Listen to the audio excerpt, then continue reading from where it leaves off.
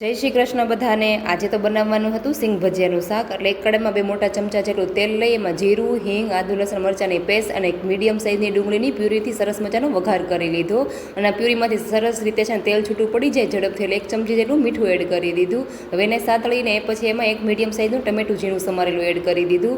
અને ટમેટા અને ડુંગળીમાંથી સરસ મજાનું તેલ છૂટું પડી ગયું એટલે ઘરના જે બેસિક મસાલા હતા એ સ્વાદ પ્રમાણે એડ કરી દીધા। એ પછી બધા મસાલા સરસ રીતે મિક્સ કરીને સતળાઈ ગયા પછી એમાં પોણો ગ્લાસ જેટલું પાણી એડ કરી દીધું। અહીંયા તમે છાશનો પણ ઉપયોગ કરી શકો, પણ અમારા ઘરમાં છે ને છાશવાળું કોઈને ફાવતું નથી એટલે મેં છે ને પાણીનો ઉપયોગ કર્યો છે।